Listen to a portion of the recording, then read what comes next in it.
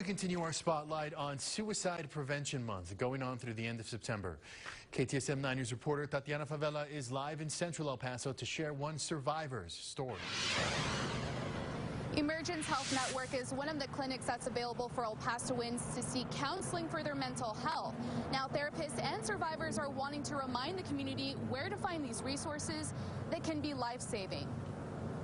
Unfortunately, in my experience, it feels that it's consumed you. Like, there really is nothing. You're so overwhelmed, like there's no way out. Nobody can help me. You don't want to put that stigma of I don't want to put my problems on anybody else. It's easier if I'm not here. And that's not the case. This is Elizabeth Zarate. She's a survivor of suicide that now works at a local mental health authority and says starting off, she was scared to speak up. What was this agency going to think of me? Were they going to think that I wasn't capable of doing my job?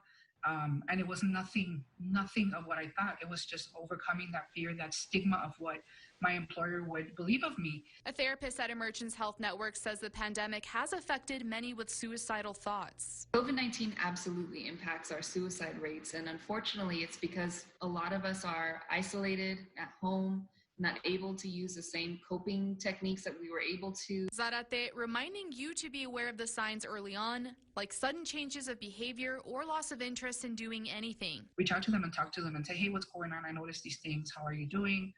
And just, like I said, listening to them, being there, supporting them, showing them that you care, and knowing most definitely really is important to know your resources, know where to go for help, because it exists and it works. If you've lost someone to suicide, it's important to remember that it wasn't your fault.